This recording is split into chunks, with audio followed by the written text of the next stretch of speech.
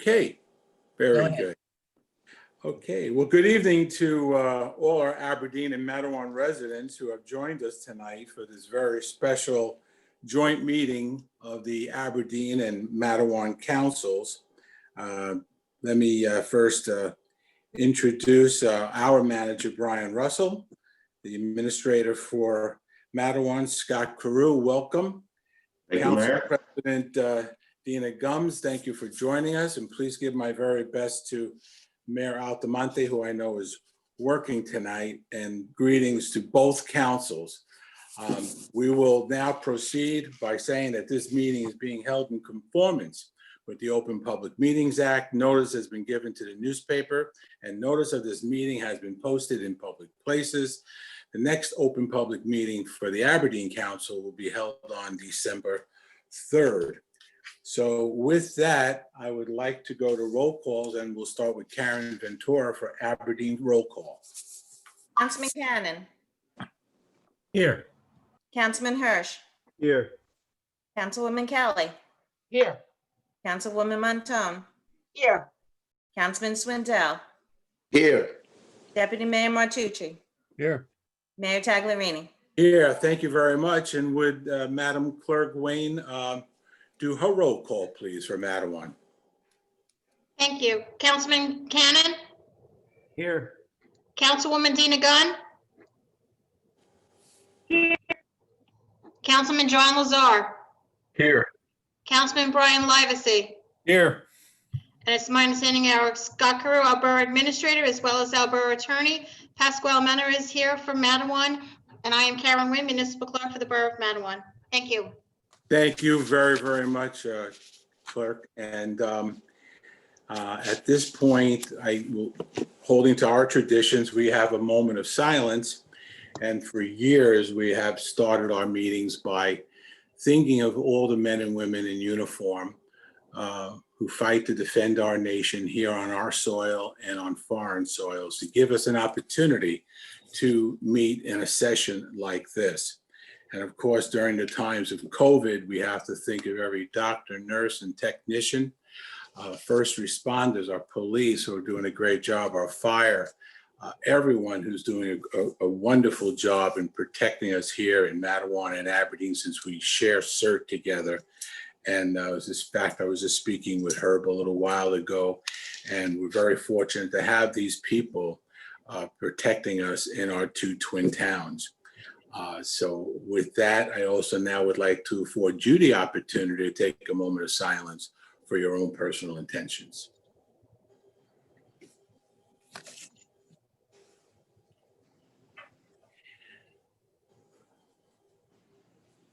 Thank you, everyone.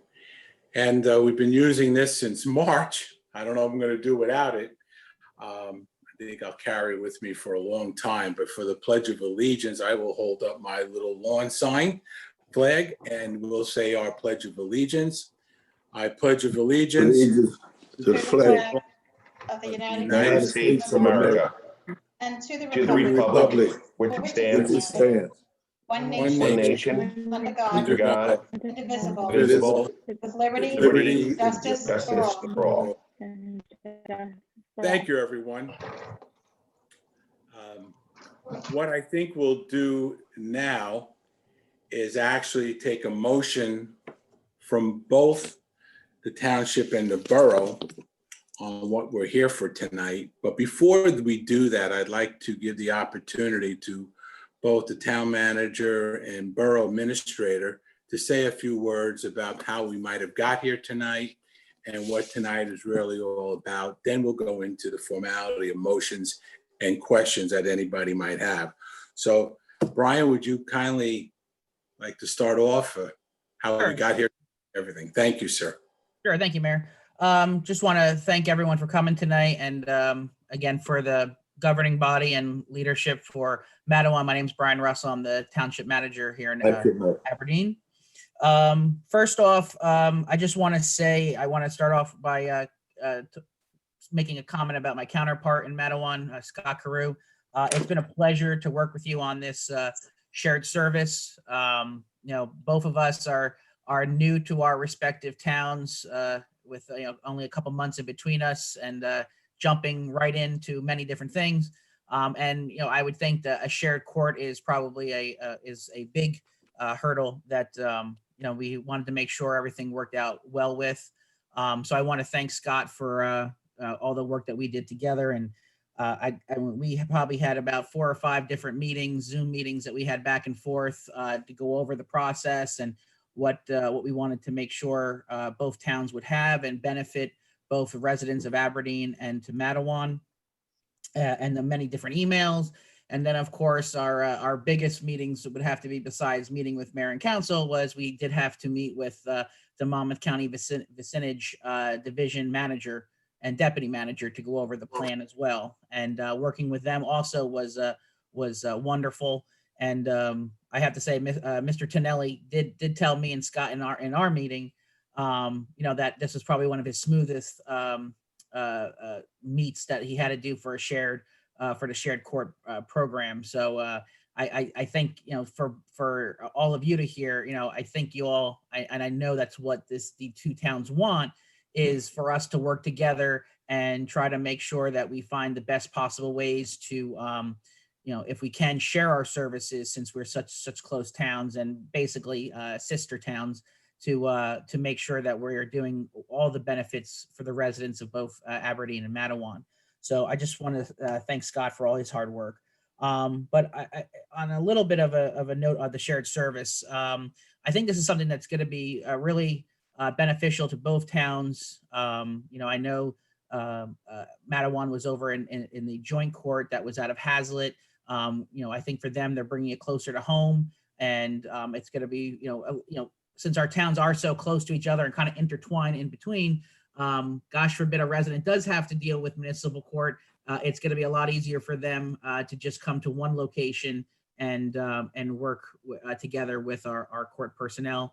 And I also want to thank my court administrator, Michelle. I believe she is on the Zoom with us this evening. So I want to thank her for working with me and Scott also to make sure that, everything that she was going to need to make this a very smooth transition was met. And of course, her expertise to make sure that we had everything in here correct, so the courts would run smoothly, and that the county court also would approve everything. If it is approved tonight by both councils, we will move this down to the administrative office of the courts as soon as both mayors sign the agreement, and then the AOC will review it and then get back to us to give us the full go-ahead. Basically, since we have met with Mr. Tonelli on most of this, and the assignment judge has reviewed it as well, we know that we're basically running in the right direction. So, on our side, on the Aberdeen side, we have started to move in a decent pace, but a slow pace, just so when we get the official go ahead, we will not be far behind. January 1st will come very quick. And we do need to make sure that Matawan is ready to go in Aberdeen for that. So again, I want to thank Scott for working with me and making sure that we got this all put together correctly, and Michelle, and of course to both mayor and councils of Aberdeen and Matawan. Thank you very much for your support and making sure that we got this off the ground for you guys. So thank you. You're welcome. Very good. And for equal time, maybe Scott would like to say a few words also, right? It's sure. Thank you, Mr. Mayor. Brian really did a great job of laying out how we got here and where we're going. So I won't take up as much time because he's laid excellent groundwork here. And I want to thank him right back for his cooperation on this. It really was probably the easiest shared service I've ever had to negotiate. I think that it stems from the leadership at the top. The 2 governing bodies are getting along great, which allowed Brian and I to have the real smooth operation that we did. And, as Brian and I develop our professional relationship and the towns begin to work together more, I guess this would be a good week to point out what an excellent example it is when 2 government agencies can actually work well together and be cooperative and not at each other's throats. And hopefully what we're doing in our two towns can be contagious throughout the rest of the state. Good. Thank you so very much, Mr. Carew. That's nice to have you on board. And maybe in a more formal sense, can we have both borough and town attorneys introduce themselves? I mean, that would only be right because they had a very big part in this agreement too. So we'll start with Michael. Will you say hi to everyone? Yes, Mayor. Hi, everybody. I'm Michael Augello from the law firm of Dakota Fitzpatrick. Nice to meet everybody from Matawan. And yeah, I think Brian, Mr. Carew, encapsulated everything with this agreement. You know, and I know the mayor said that we were heavily involved, but myself, I actually wasn't super involved, which is a good thing. You know, I got in at the review stage of the contract and looked over some of the provisions to make sure they were okay. But yeah, based upon what I've seen between the two towns, it looks like you guys are doing very well. And I know that the administrative office of the courts has to have a final review of it, but I think you guys are heading in the right direction. Thank you very much. Mr. Menner, Mayor Menner, why don't you say hi to everybody? Thank you, Your Honor. First of all, thank you for this meeting. Thank you for the invitation.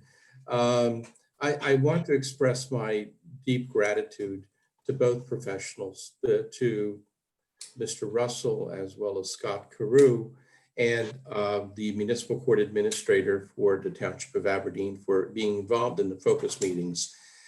In a very real sense, I was involved with the original agreement with the joint court many, many years ago.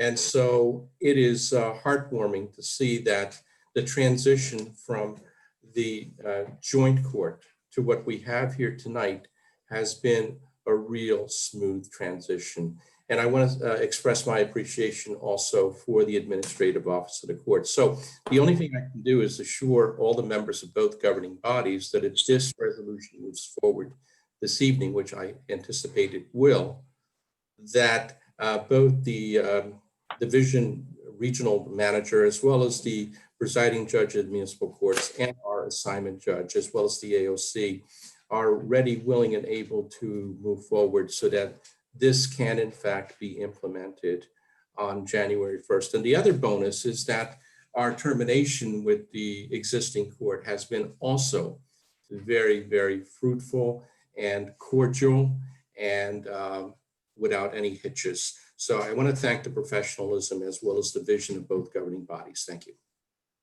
Thank you, Mr. Menner. It's a pleasure having you on tonight. At this point in time, I think we will now get to the business at hand. And I would like very much if Deputy Mayor Martucci would make a motion for the Aberdeen Council.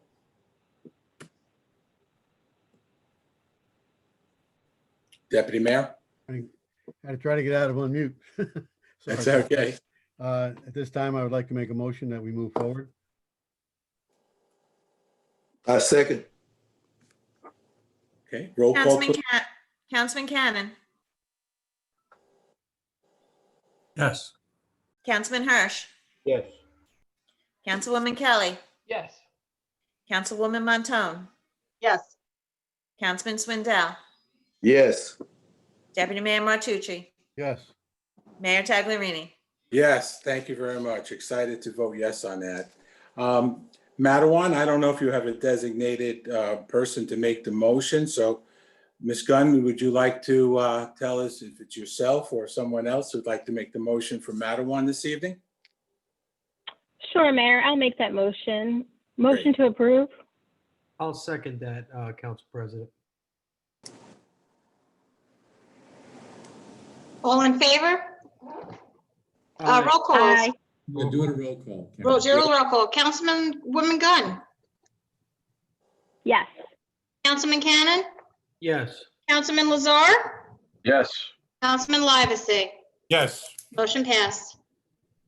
Wonderful. Well, this is a very big night for us, and I hope it's the first of many joint or shared services for the next coming year. I know there's a lot of things that are simmering on the stove right now, when we'll make those announcements as we can. So this is a great first step. But what I'd like to do right now is to open the floor to the councils of both the township and the borough, if anyone would have any questions. And what I would like to do, maybe especially for the folks who are on our Zoom tonight, who haven't had the opportunity to read through this great packet, is, and I don't know, Brian would like to handle this. Would you like to give us a quick difference between, as we brought up tonight, a shared service and a joint court, and what we're doing tonight? Sure, Mayor.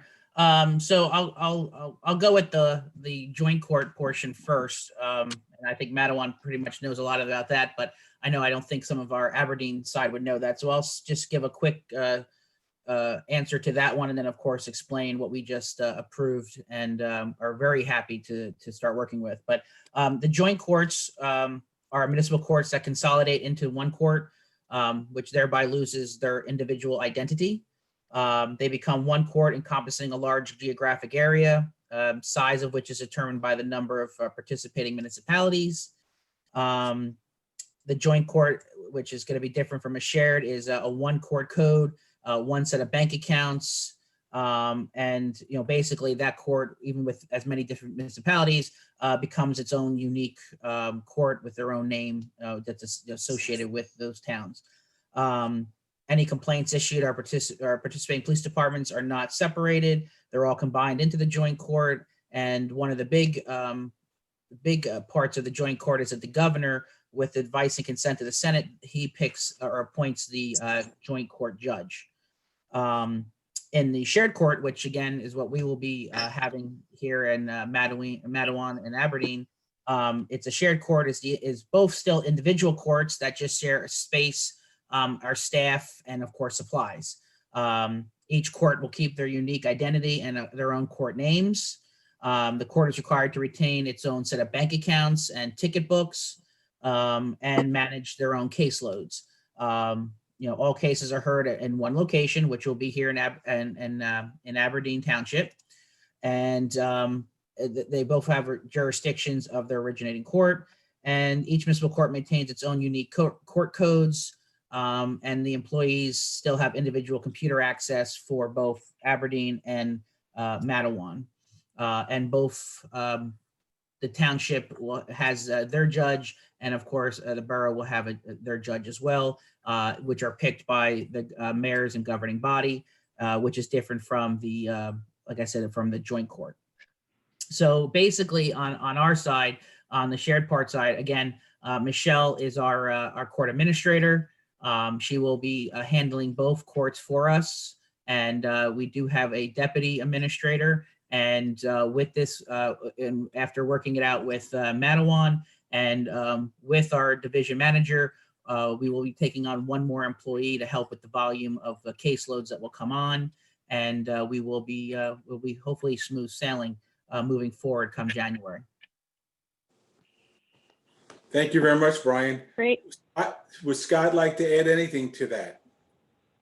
No, I think I'm good, Mr. Mayor. Councilwoman Gunn may want to add some comments in terms of what it's going to look like for any Matawan residents that may be on the meeting. That'll be great, because I'd like to skip back and forth in a fairness. So it is Matawan's turn to a question or a statement. And Dina, it's great seeing you tonight.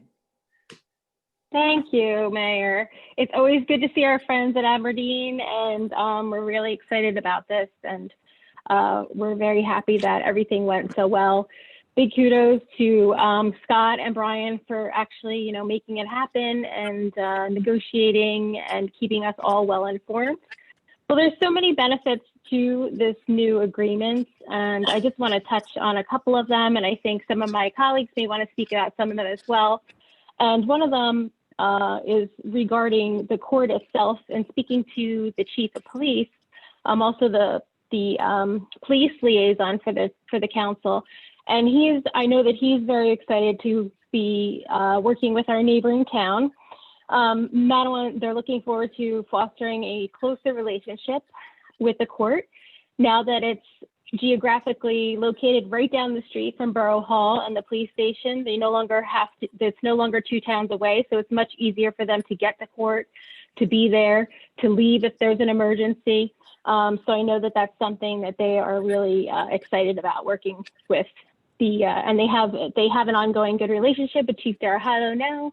And I know they know many of the officers as well. So I know that from that perspective, we're looking forward to that.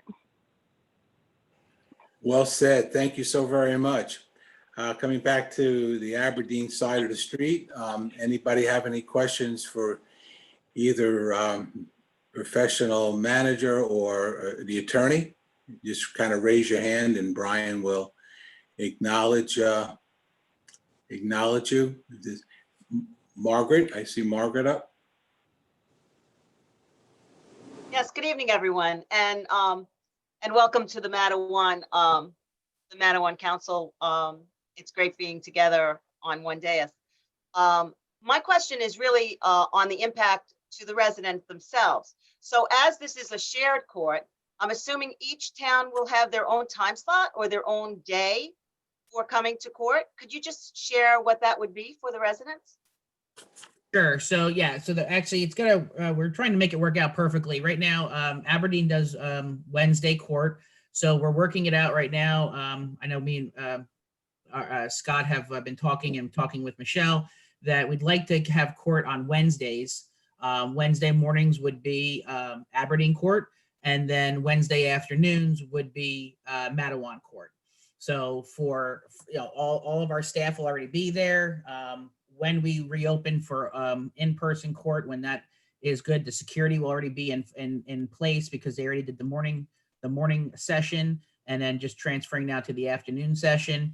And again, Michelle and her team are already processing all the work that they have to do from the morning. They would continue into the afternoon, and then she already has a process of how she handles everything afterwards on her Thursdays and Fridays. That she's just going to keep her train will just keep on moving like she normally has. And then again, like I said earlier, for the residents of both towns, you're going to be a lot closer, as the councilwoman said. You're coming really right around the corner to the Aberdeen building instead of traveling all the way over to Hazlet, and possibly you could be out the entire day trying to get back and forth from Matawan to Hazlet. Now you're coming right down the block and dealing with your business here at Town Hall. Thank you so much. Good. If anyone has a question, why don't we just raise your hand? Brian can call on you. Deputy Mayor, I saw Martucci, I saw your hand go up there. Yeah, Brian, are we talking 2 4-hour sessions? How does that work? Is it when you say morning and afternoon? Is it two? Yeah, most likely it would be 2 4-hour sessions, possibly an hour break in between for everybody. But yes, it would be just like it is now. It would be the 4-hour session.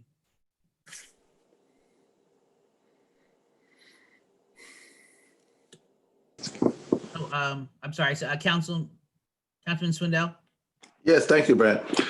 Brian, with this shared service, what effect does this agreement have on our budget? So I'm going to bring our CFO in on this as well, because actually shared services are of course, the state always looks for them and is always preaching for shared service, which we do like. So budgetary wise on our budget, I would let Angela, if she wants to just chime in and can give a comment about that with our budget, especially for next year.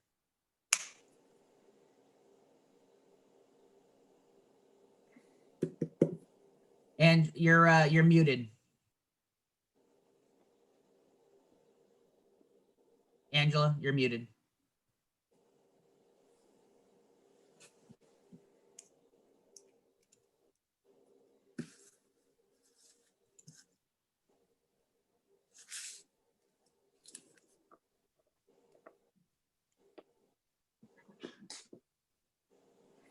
She was having a problem before. Might be frozen. She might be frozen. Okay, why don't we wait for... She'll come back. What I can say about it is that our budget is basically, we will fill out our budget for the court, just as we always have been, except for we'll be adding on additional, the additional for the Matawan side. And then of course, Mattawan will be paying the township a fee, and that will go in towards the budget that we have going on. It's actually, it won't be too impacting to the township side. What I was going to have the CFO speak on, if she does get back on, is that we do have to fill out some forms for the budget process in DCA, and that helps out with our cap for the actual budget. Can you hear me? Oh, yep, yes, we do, Angela, go ahead. Okay, sorry about that. Well, there's a couple of advantages. First of all, Mattawan has the advantage. Yep, yes, we do, Angela. Okay, Mattawan has the advantage of reducing their expenses. Okay, Mattawan has the advantage of reducing.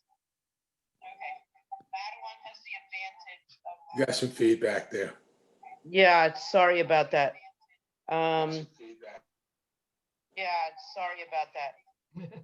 Okay, well, why don't we move ahead and see if you clear up that, maybe log off, log back on. But Brian did a pretty good job in explaining, but we'd love to hear from you. So Angela, log off, log on, and we'll go to see if anyone else has any questions. Just raise your hand and Brian will see you a lot better than I. Councilwoman Kelly. Yes, you kind of answered this already. One of the things I was concerned about was the effect on our employees.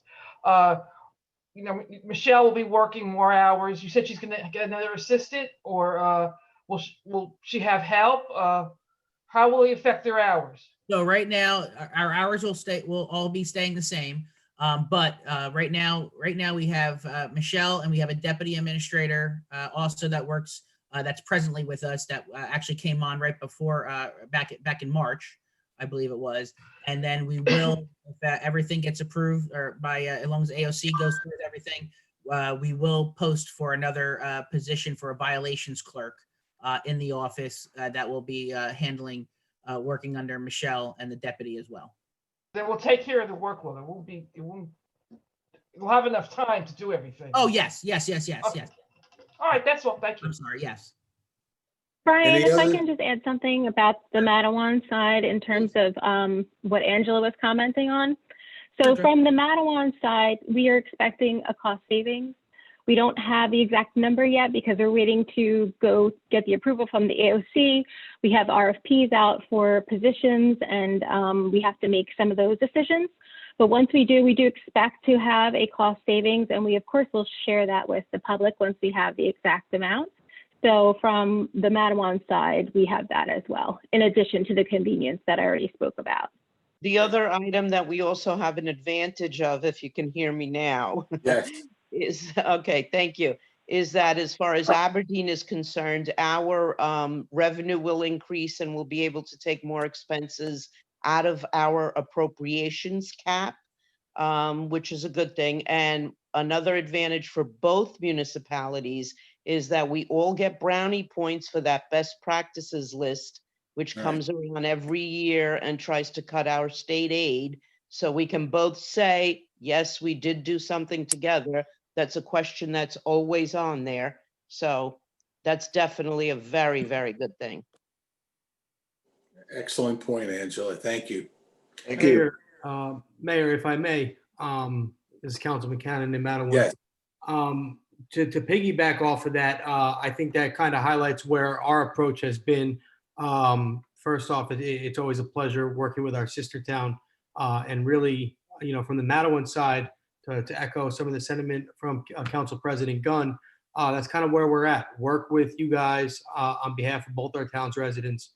Atlantic Avenue, getting that paved, working together here again, working together here on the courts, which we've said for the last 4 years only makes sense. Outsourcing to Hazlet and having our residents deal with Hazlet courts really just didn't make much sense when we already share a school district with our sister town. So we look forward to working out more. I know Councilman Hirsch has been saying let's get a lot more done. So thank you, Mayor. I'll turn the floor back over to you. We've got a couple of And enjoy your new vehicle, okay, Councilman? I surely will. I'll give you a joyride, Mayor. Very good. Any other questions? Please have Brian look over the screens. Councilman Hirsch. Yeah, I was just curious as far as the insurance. I know in the agreement there's a clause with regards to the certificate of insurance, and that Aberdeen be named on the Matawan certificate of insurance and as an additional insuree. Does that cover us on any potential issues with the physical property of the building in the courthouse?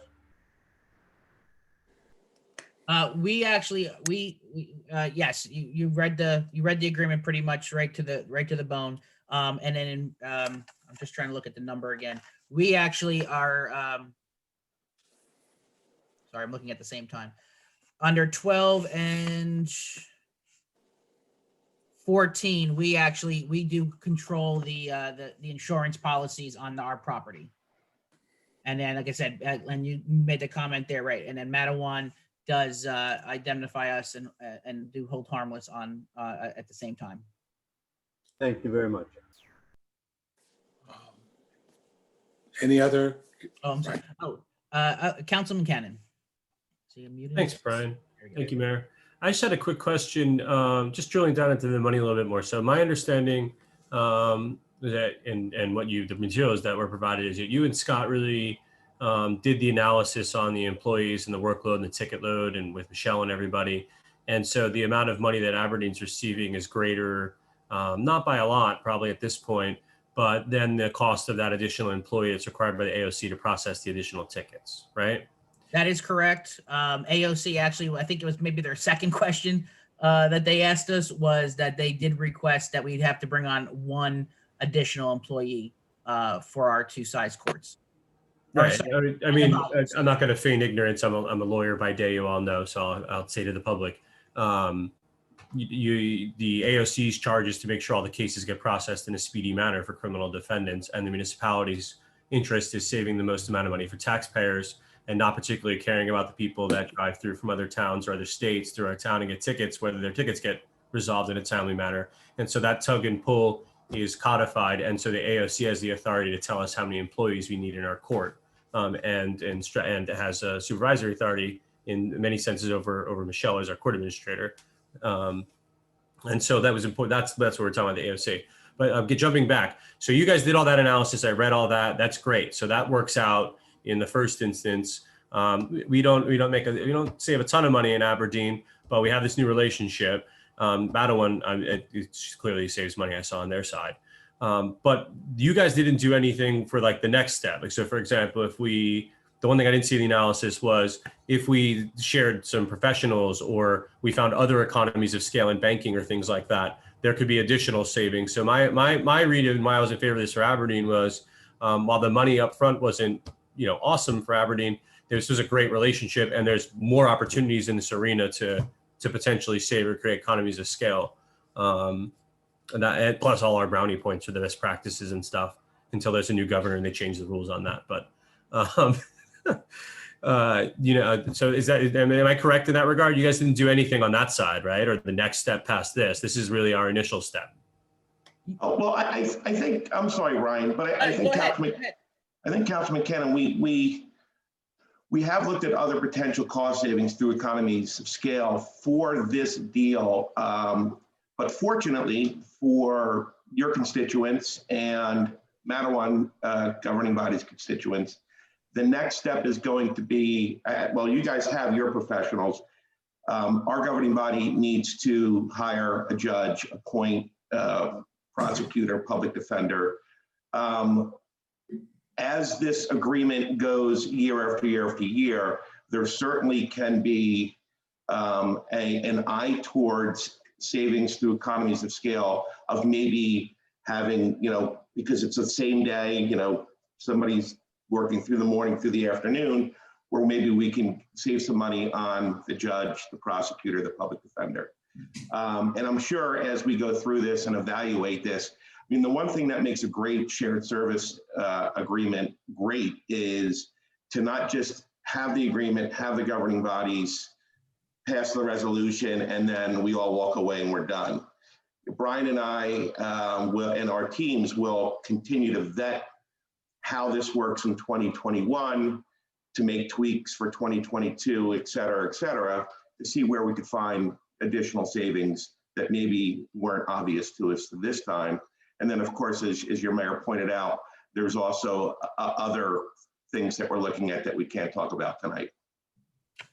That's great. And the reason I brought this up wasn't just for illustrative purposes. I also wanted to mention, because we're all on the line here, perhaps the town should consider on the RFPs, to the extent they're not issued yet, or they are, or what have you, and definitely going forward, indicating like in Aberdeen's RFP that one of the criteria is ability to handle both sessions, or if they're back to back, or addressing that to the professionals as a qualification in those RFPs, so we can move in that direction as well. That was why I brought it up. But I think it's wonderful, and thank you so much, guys. This is great. This is like, this is wonderful. Thank you. So too, very true. Thank you. Any other members of councils with any questions or comments before we open this up to the public that might be online? So I want to go one more time through the council members and their professionals, if any other questions or comments. And if not, Brian, maybe we do have some folk on that maybe have not been part of our Zoom before. Maybe you want to give a little spiel on how they can get their chance to ask a question and everything else. Of course, Mayor. I think we're okay with everybody else. Before we go into hearing of the citizens, just to explain on our Zoom how it goes. If you're using a smartphone or your PC or a laptop, any of those kinds of devices, there should be at the bottom of your screen a raised hand function. If you do wish to speak when the mayor allows that time to start, please just raise your hand. I will unmute, and then you'll have to unmute from your side, and you can ask your question. Just state your name and address. If you don't have the raise hand function, you can also use the reaction button, and there's a thumbs up or a wave or a clap, I guess they call it. You can hit that as well. I'll see that up on my screen for you to reach out as well. And Mayor, when you are ready. We're ready, Brian. Gotcha. Bring anybody on. If anyone wants to speak during the public hearings or public comment section, just raise your hand, and I will set you up. We actually do have a lot, so let me just go through. Oh, here we go. Okay, Mr. Perry, go ahead.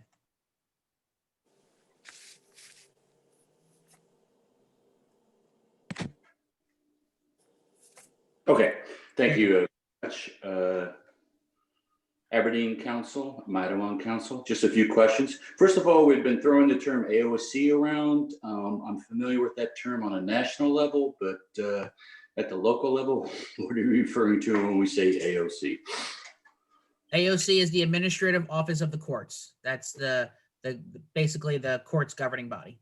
All right, thank you. With respect to conducting a one-day session for both the township and the borough on Wednesday, I think it's ambitious at best, and I think it's foolhardy at worst. I know, having lived around the corner here, that the parking lot is rarely empty after 12 o'clock on a Wednesday. So my question to you is, as either Aberdeen or Mattawan undertaking a backup plan and a study as to the impact, as to the cost of both the participating parties to the shared agreement, if in fact we have to go to 2-day sessions?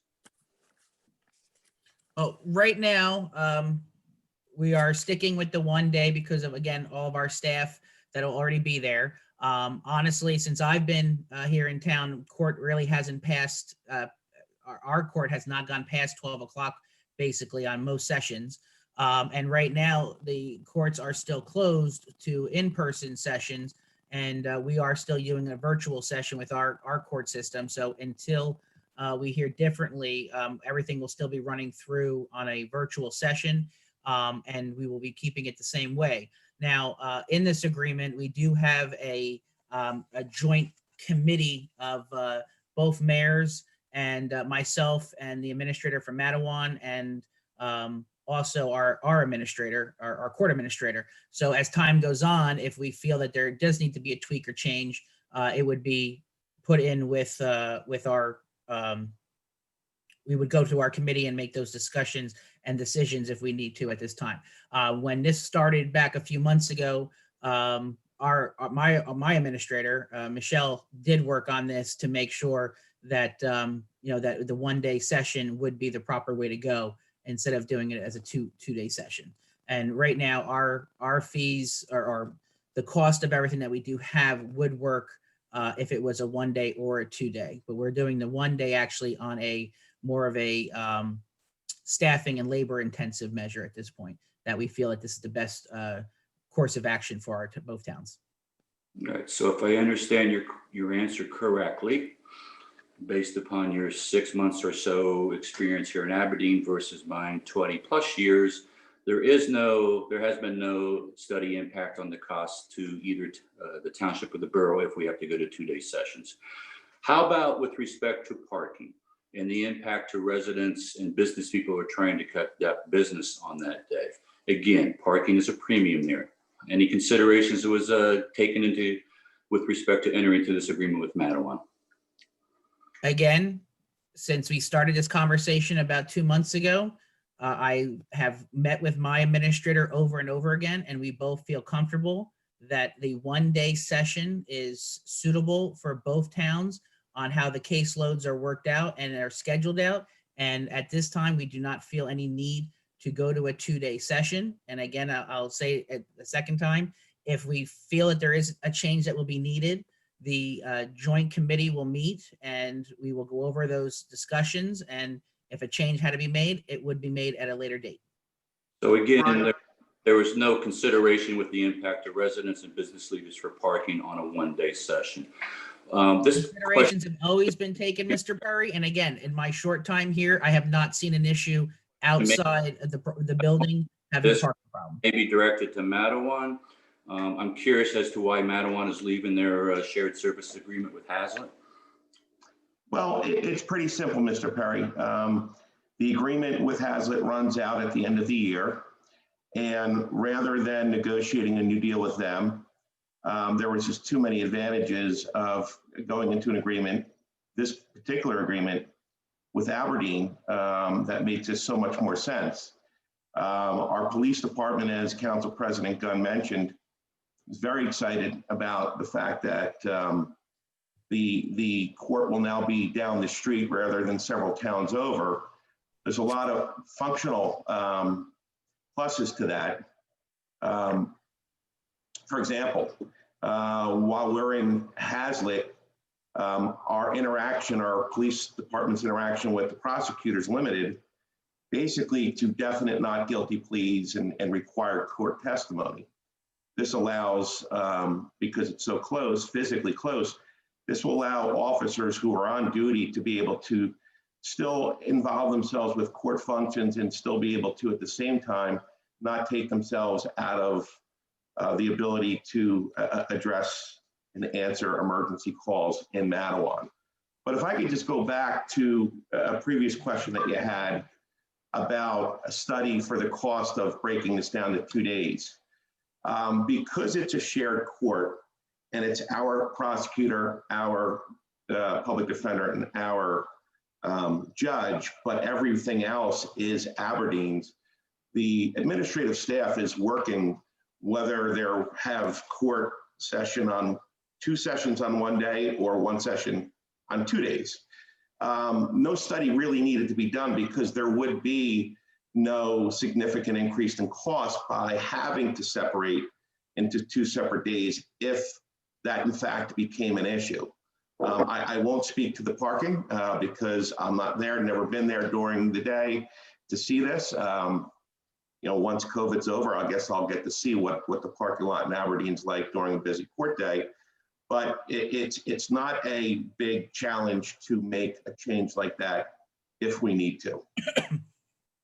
Okay, I appreciate your response. I do respectfully disagree with you as far as the no need for a study because aside from there being qualitative cost impacts to both the borough and the township. There also are quantitative cost impacts to the borough and the township if in fact we have to go to 2-day sessions. And again, it goes back to parking and the impact of residents and business to be able to conduct business at the township hall.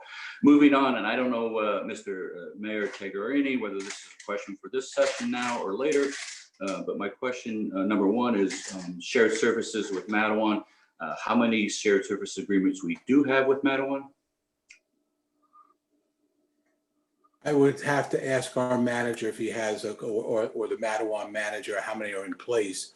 I know as we said earlier in the evening, we have the fork in the fire to think of other things that we can share moving on. Mayor, I'm sorry to interrupt you. Yeah, please, but go ahead. I'm sure that Angela knows the answer to that question. She has to compile the list. Yeah. I'm just still on. I don't think we have any other shared services with Matawan. I thought we did the gas, but I'm not positive about that. No. Jackie? We also have the emergency services. We have Bayshore EMS as well. Yes. EMS, yeah. Yes, yes. Jackie, do we do gas with them? We do gas with the school.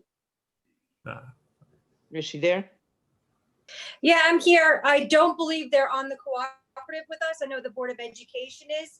Yeah. It's not really a shared service. It's more of a cooperative purchasing agreement. Right. Where I go out to bid, and they used to do the grass cutting with us as well, but they go out on their own for that bid. Yes. What about the code enforcement official between Aberdeen and Matawan? Is that a shared services agreement or is that some other type of arrangement? It's not yet, Mr. Perry, and I say yet, and I don't want to go beyond that, but the code enforcement officer and the construction official, zoning officer, they currently work separately for both towns. So there's no official agreement between the two municipalities. But Mr. Russell and I have only been with our respective positions for several months. So we wanted to get this one done first.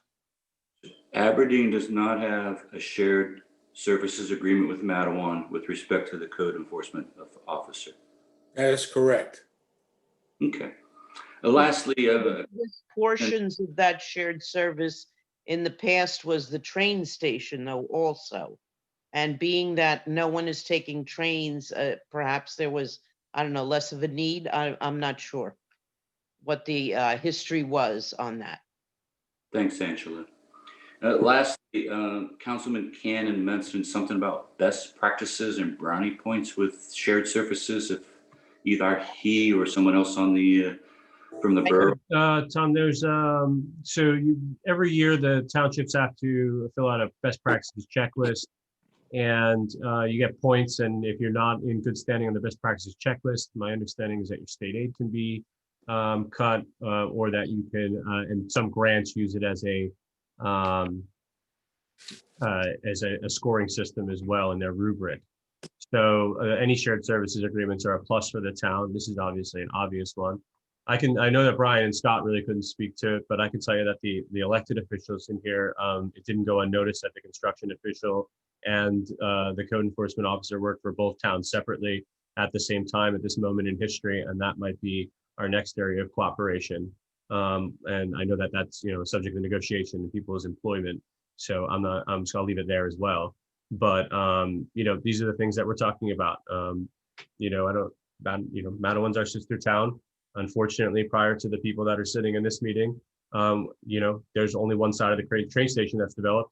So that should show you what kind of cooperation our council received for many years from over there. And we're really, really happy that one happens to be my brother, that's fairly obvious, but that there's a lot of other people over there that are willing to work with us now. And so hopefully this is the first of many shared services agreements that seem rather obvious from our side for many years. And Mr. Perry, on the regular meeting, agenda item number 7 just happens to be 2020 best practices. So you might be able to hear and see how we're scored and what we say yes to and no to. So that's quite an interesting situation having it on the same evening. So that'll be on the regular meeting. So I thank you, everybody, for your responses. Mayor Taglerini, to quote a Bruce Springsteen Lyric, referring me to the item number 7, best practices. With every wish, there is a curse. I'll see you at your regular meeting. Thank you, everybody. Thank you, Mr. Perry. Any other people expressing to be heard, Brian? I do not see anyone. Okay. Give me one more chance to, I'm actually on 3 pages, so let me just, 3 screens here.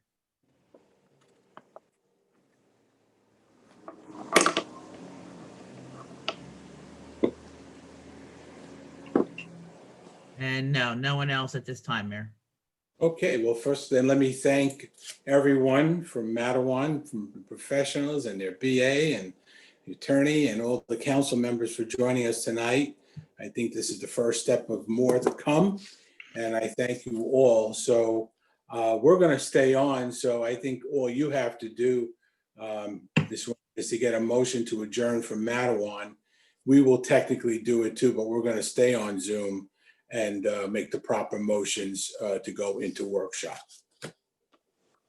Well, thank you so much, Mayor and Council. It's always so good to see everyone. And we are really excited about this. And as you mentioned, hopefully it's just first step of many shared agreements and cooperative working relationships, which we are really, truly enjoying. And we always enjoy seeing everybody. So thank you so much for having us. And with that, I'll make a motion to adjourn. Okay. Second. Very good. Good night, everyone from Matawan, and everybody else who'd like to stay on, just stay on with us and take care. And it's a great evening. Thank you all. We'll have to do it again. you. We will. Thank you. Thanks, guys. Take care, everyone. Good night, Good everyone. night. Good night, everyone. Good night. Can we adjourn from this meeting too on the Aberdeen side? Yeah, we're going to do that and then take a motion to go into I'll workshop. move to adjourn. A 3-minute break. Does Second. anybody need a? Second? Second. Okay. All in favor? Aye. Aye. Aye. Does anyone need a 2-minute break before we take a motion to go into workshop? Okay, Fred, I got one question on the, when you sent the items to take care of tonight. Okay, I lost it. It was, I know I saw it. It was 4A, is that correct? Okay, let's take a look. It's over. 4A is not, 4 is just reports. And Joe, I was gonna have you talk about the fire memorial we all went. That was in reports, but was there something else you sent out with assignments? No, Was that it? That was the only thing? that was it. For some reason I thought I saw something else. Okay, no problem. Yeah. Okay, great. Thanks for checking with me on that. So we're okay to take a motion to go into workshop? Sure. Motion to go to workshop? Okay, great. Second. Great. All in favor? Aye. Aye. Okay, this meeting is being held in conformance with the Open Public Meetings Act. Notice has been given to the newspaper, and notice of this meeting has been posted in public places. The next open public meeting of this council will be on December 3rd, 2020. Welcome to the Aberdeen Township Thursday, November 5th meeting, a little late, but we did doing some important business. And welcome to our workshop meeting. Roll call, please. Councilman Cannon. Councilman Hirsch. Here. Councilwoman Kelly. Here. Councilwoman Montone. Here. Councilman Swindell. Here. Deputy Mayor Martucci. Here. Mayor Taglerini. Here, thank you very much. Brian, it's a long one, but Yes, it's a long one, but walk all us- good things walk here. us through it. Yep, so item number 1 is an award of bid for the Jersey Avenue Water Plant and Sewage Pumping Station number 2. This is a building roof replacement project. And resolution with attachments are in your packets this evening. This is a capital project coming from both the Jersey Avenue and the pumping station number 2 line items. Total amount $87,700. Our next one is the transfers of the 2020 current operating budget and sanitation budget. Number 3, we are rejecting or asking for approval to reject the bids for the snow removal at the mass transit parking lot. We will be going back out to bid on that. If you remember, this is from our last meeting. We did, myself, our borough attorney and our QPA did review, and our DPW director did review all this together with legal. And we will be, actually, the reason for rejecting of all bids is that we need to expand our scope of service, the scope of services for this bid project due to the amounts of snow that we may have, and also adding on an alternate to this bid as well. Item number 4 is to approve an agreement with the Monmouth County Board of Chosen Freeholders and the SCAT Transportation. This is a routine resolution that's done on a yearly basis. Then we have item number 5, again, another routine yearly contract with the Monmouth County SPCA for Animal Control Services for 2021. Again, that resolution and agreement are attached to our packets. Number 6 is a change order and final payment for the National Meter Services for our water meter replacement program. Again, this also is a capital, also a capital project for $6,742.40. And then we have 7 and 8 are release of performance bonds, release of performance guarantees on County Road and Orchard Street. And number 9 is a reduction of a performance guarantee on Cliffwood Avenue. Are there any questions from Mayor or Council on any of these items? Sorry, got the noise coming through, but if anyone has any questions on those, we could answer them. I do have a couple of department heads that do handle some of these directly if we do need further clarification.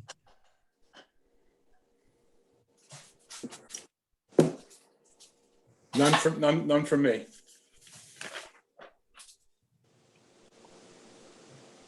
Then, Mayor, all I have then is that when we get to our regular portion of the meeting, I'll have a small report of a few things.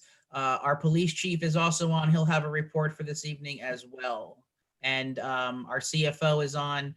She will review the best practices with us and then go on to regular business.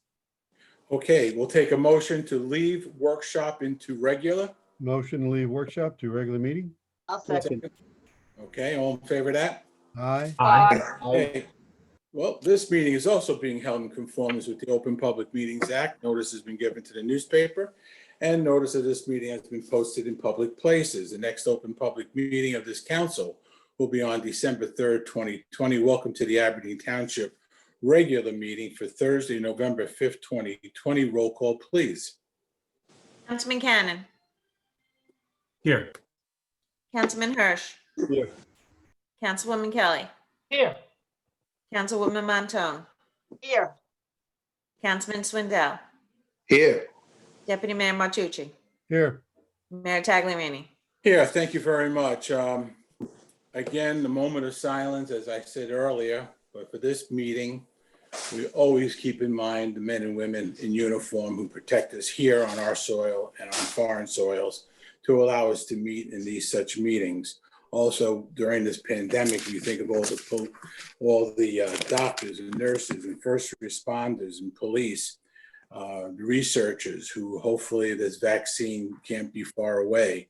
So for everybody who's involved with COVID, and especially those who lost their lives to COVID, I'd like to have a moment of silence, and please include your own personal intention.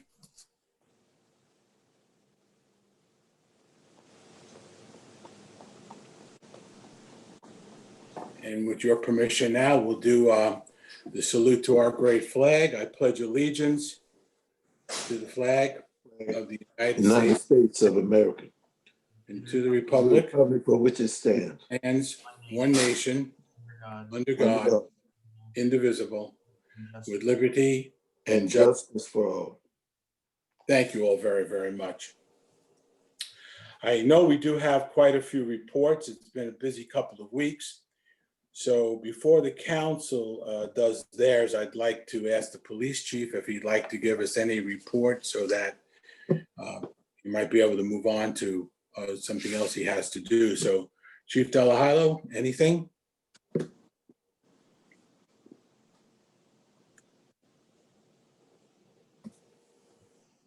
Do you see him, Brian? Yep. Am I back? There we go. Yes, yes, Chief. All we right, can let hear me you. start over. Good evening, Mayor and Council. Of course, I think the first item that's on everybody's mind are the COVID numbers. And they have been creeping up, unfortunately, since our last meeting. We're up to 357 total cases.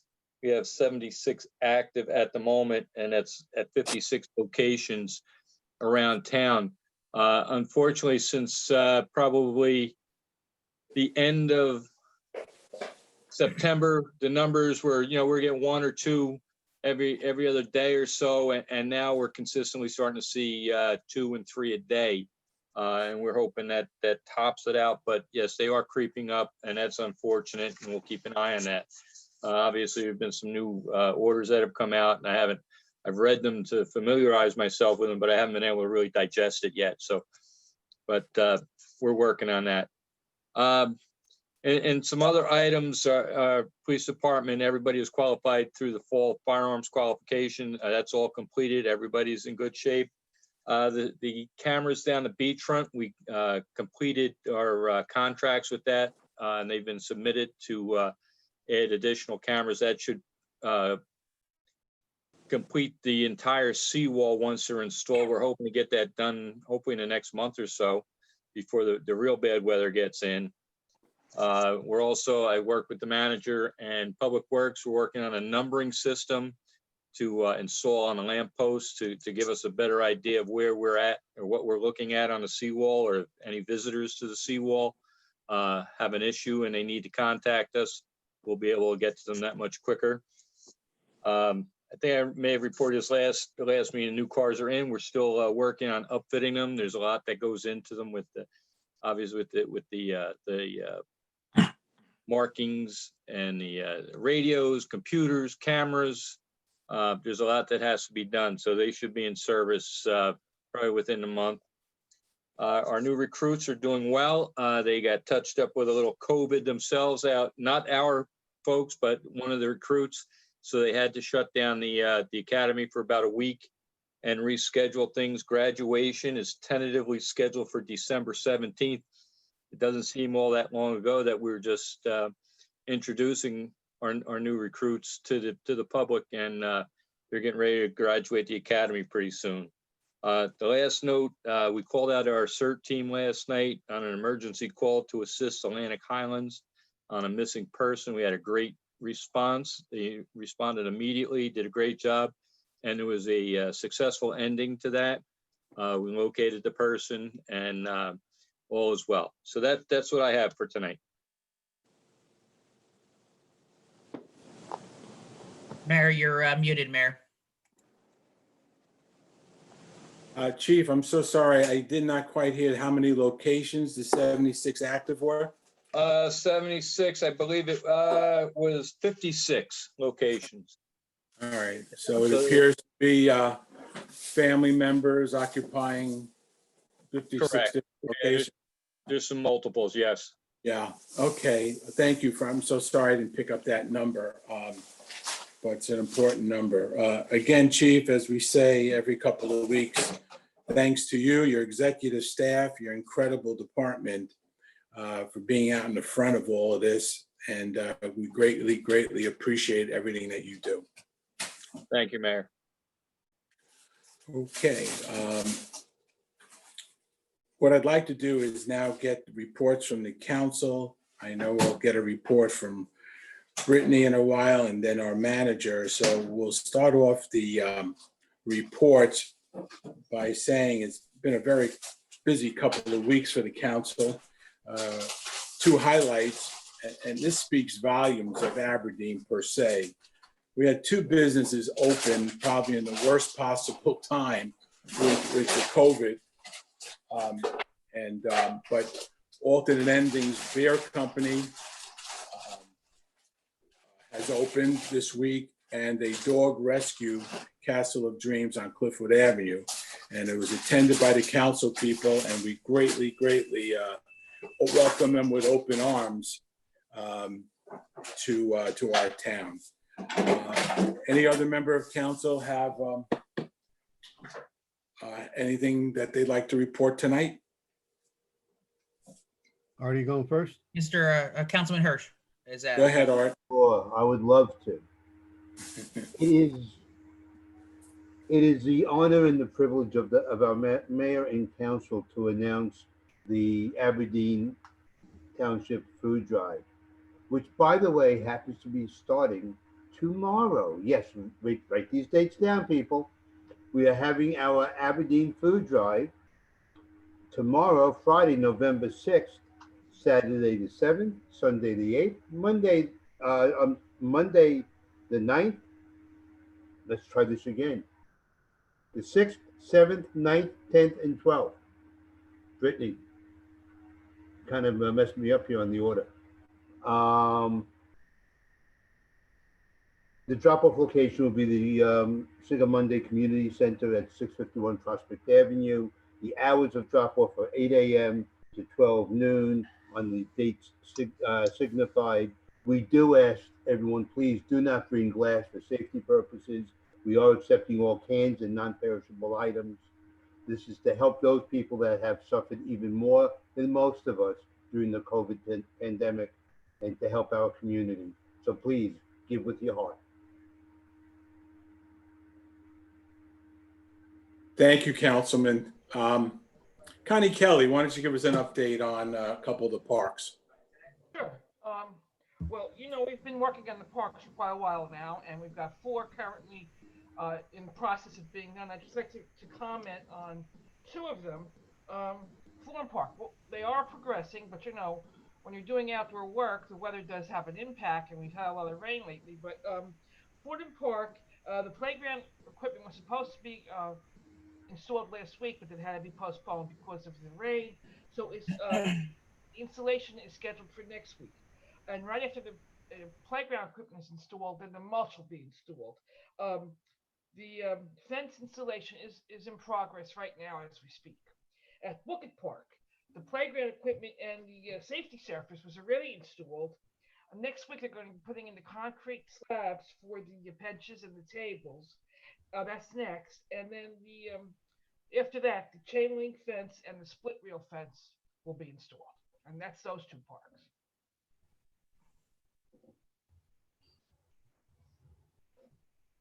Mayor, you're muted. We got a little busy in the house. Councilwoman Montone, I think we have working on a couple of other parks too, correct? Yeah, I'll give you the update on Fordham Park and Bucket Park. So the playground equipment, no, wait a minute. No, I just kind of did that. I'm doing Storyland and Ivy Hill. Excuse me, I'm sorry. So the drainage at Storyland Park has been, the installation is complete. The swing set installation and rubber safety surface is also complete, so that's great. The fence installation will be scheduled following Fordham and Bucket, so that's on the way. So that would conclude that park, and that is so great. I'm so glad that we're going to be at the point where we can say that that park is complete. At Ivy Hill Park, the drainage installation is complete. The concrete embankment slide is in production, and boy, is that going to be something special. And we don't know the final delivery date. That's still pending, but we're all waiting excitedly to see what that looks like up on the hill. I think it's going to be really beautiful. Thank you, Mayor. Thank you very, very much. Deputy Mayor. Yes, first I want to congratulate the Parks Committee, because you guys are doing an unbelievable job getting the parks up to date. And, you know, it's been a lot of work and you guys have put a lot of time into it. And the other thing I want to compliment you on is the fact that you really come to get some really good people to do those jobs. And the people in Aberdeen have got to be very proud of what you people have done. What I'd like to comment on is a beautiful night. I believe it was October, let me catch this again. Went out of me. I believe it was October 20th over at the Firehouse on Lloyd Road and Church Street was a Memorial Day, actually Memorial Night, presentation that our firehouse did for all of our past volunteers, both male and female. And it was a beautiful night. They did a really beautiful presentation, you know, to the public, and it was very well received. There were refreshments served after that, and it was good to see. It was good to get out and see our volunteers and how much they, give to Mattawan. And we're very, very fortunate that we have a great group of volunteers all throughout our town, and very proud of them. Thank you. Thank you very much, Deputy Mayor. Councilman Swindell?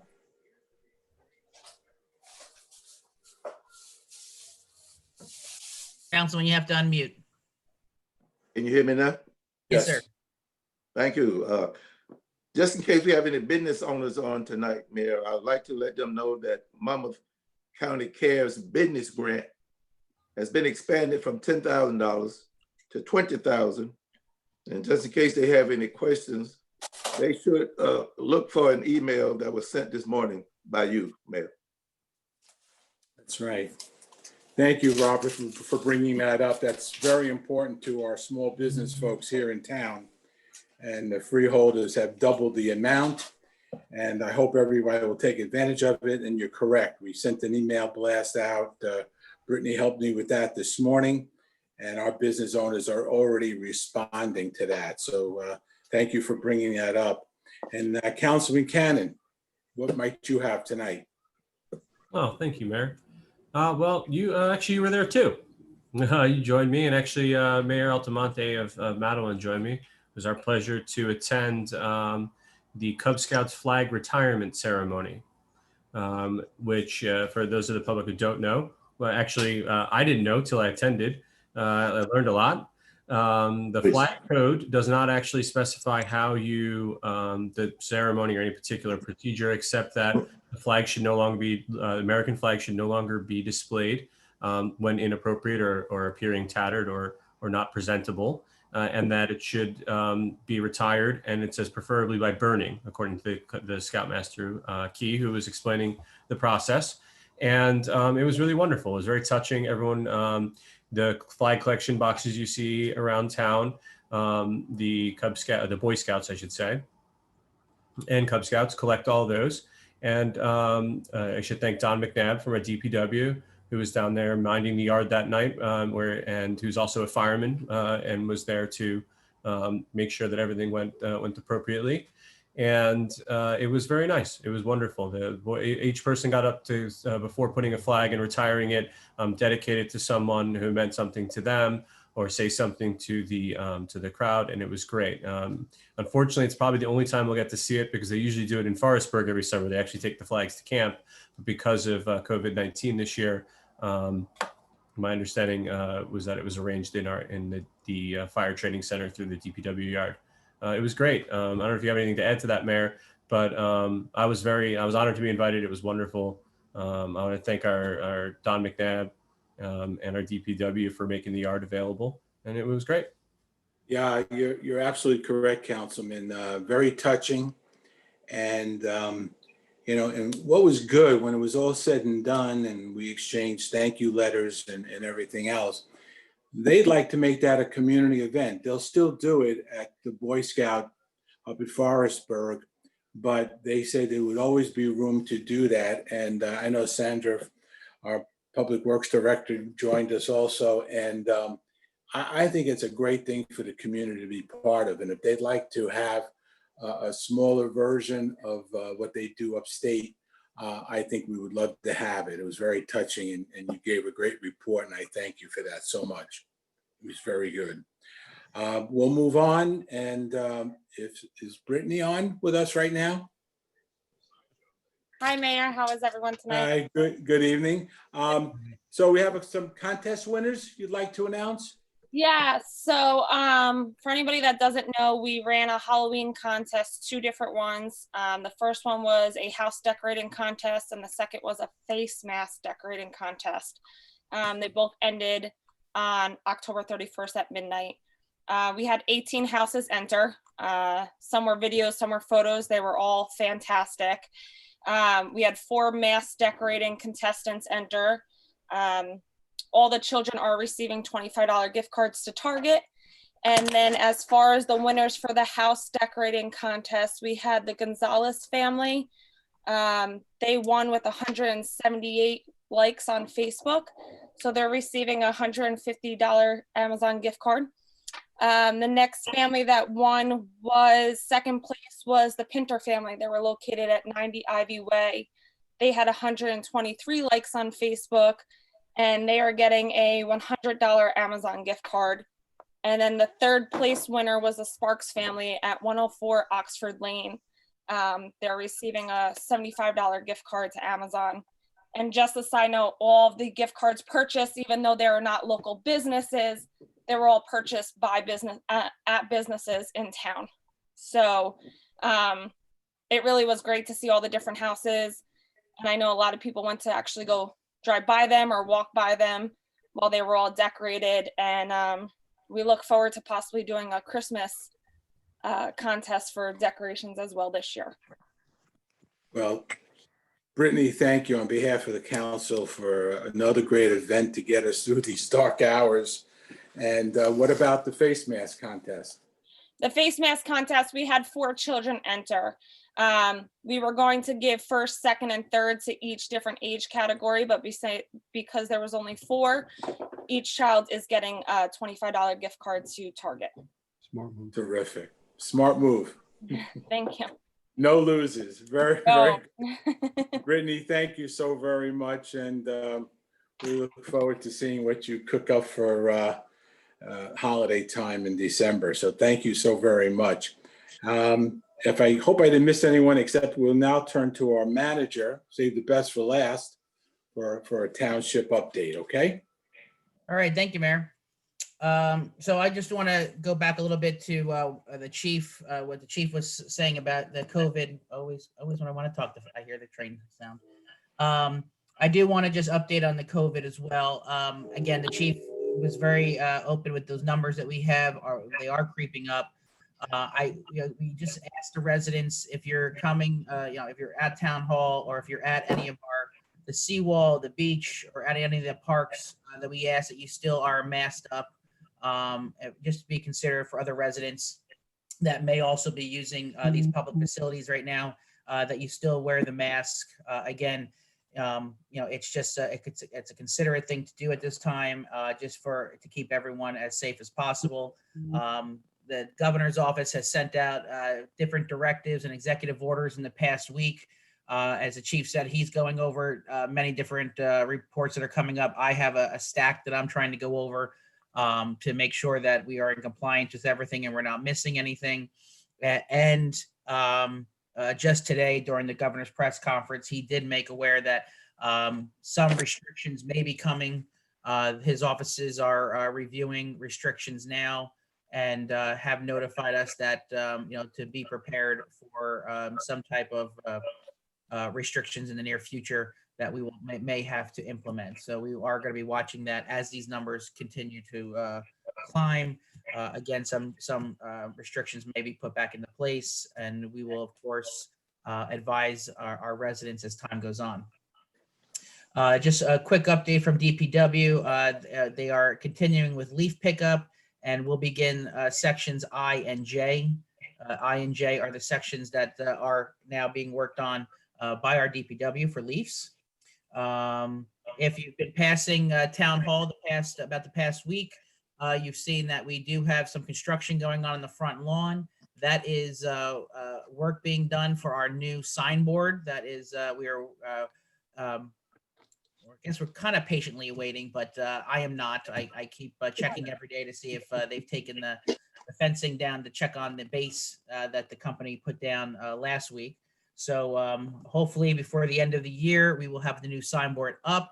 I can't wait for everyone to see it. I actually was on a training session today to learn how to use it. It's going to be really good information purposes. Myself, Brittany, and a few others in Town Hall will be trained to actually use the new signboard. One of the great things on it, the past one that is out there now that does not work, you could only use from Town Hall. The new board that we have is going to be, it's a cloud-based or web-based, so we'll be able to put messages up from Town Hall or for home. If something had to go out right away, we wanted to get it up on the signboard. It can be done anywhere at a moment's notice. So we cannot wait to get that up and running. I know the other one hasn't worked in some time, so just can't wait to get that up and running for us. Inside Town Hall, we are actually working, the DPW director and her has got a project going on. We are finishing up or started, but it'll be the last bathroom for the public that has to be renovated. So that is actually just started today. The past, we've had the other men's bathroom done, and our female lavatory has been done. So now we're finishing up the men's room and finishing that up. That's out front in the lobby. So that's being done. So hopefully at some point everyone will get to see our a brand new bathroom that was on the books for a while to get completed, and we are finishing that up now. Myself and the CFO, we met, we have been meeting, going over our 2021 budget, and just last week, the 2021 packet was released to all of our department heads and division heads. So they are now formulating their 2021 budget, and that'll be sent back to me in the next 2 weeks. So I can start my review with the CFO, and then, excuse me, we are preparing the dates for the manager's review, and preparing then to also then start meeting with the mayor and council on our 2021 budget. And very looking forward to actually being a part of the beginning and to the end of the budget. Coming in January, the budget process already began, so I kind of was in the middle to the end of it. So I'm very happy that I'm here now for the full top to bottom of this, and we will make sure we bring to the mayor and council and then to the residents a strong but very fair budget to keep our operations here in the township going forward as smooth as possible. And I do have one last thing from our tax collector. Last week was our tax sale, and she just wanted to report that we did very good for this year. It was actually over the overall number of properties for the sale this year was actually down from last year, about down 4. And it's the lowest number of properties that she's had on the tax sale since she started back in 2001. And the total amount of premiums paid / bid of the sales were $456,900. So we did very well there. And again, I have to thank the tax collector and her staff and the finance staff, because the tax sale is usually it's a very busy process, making sure that all the protocols are followed. So I have to thank Marie and her staff, and Angela and her staff for making sure we had a very smooth tax sale last week. So thank you to all of them. And well, Mayor, that's it for me. So we can you can move on from there, sir. Very good. Thank you, Brian, very much. That will bring us up to number 5, which will be the hearing of the citizens on agenda items only. We'll do new business in a few minutes. So if anybody would like to be heard, comments, questions on anything on the agenda tonight, please, as Brian has said, indicate by waving, putting a thumb up, putting the thumb up from the machine or whatever, and we'll look to see who might have something to comment on tonight. Mr. Perry, you can go ahead. Thank you, Mr. Russell. I am still Tom Perry. I reside at Cashel Cut Through in Aberdeen. With respect to agenda item number B, which is resolution number 2021-23, transferring money between the current operating budget and the sanitation budget. My question is there a regulation or statute that authorizes types of transfers between the various budgets for the municipality? The transfer is not between the budget, the transfer is within the budget. So the transfer for the sanitation department, for the sanitation budget, is only what is transferred from one account to another account. So that would be the same, Angela, true for if you're transferring between the water district account and the capital account, if you will? I'm sorry, the what district account? If you have, if I understand correctly, there's a water district account. Yes, water utility. I don't think there weren't any transfers in water. The transfers were just in sanitation and the current budget. So if you're transferring between the water district account and say capital operating? Is there a regulation or statute that authorizes that? You can't transfer between water operating and water capital. You can only appropriate in water operating to, whatever you need to do. The capital account is not a spending, well, it's a spending account, but it's only for your capital projects. The operating account is your spending account for the current year. I don't know if I'm quite sure what you're asking. I think you're answering the question correctly. I think I'm asking the question incorrectly. So we'll move on. Everybody in agreement? Good. I'm good. All right. The only other thing I had with respect to agenda items is number F, which is it deals with the water meter replacement program. And I'm just letting the council know I'll reserve that later for my further water discussions. Thank you, Mr. Russell. Mayor Tagliarini. Thank you. Thank you. Thank you, Mr. Perry. Brian, do you see anybody indicating if they have questions on agenda items only? Give me 1 second, sir. Absolutely.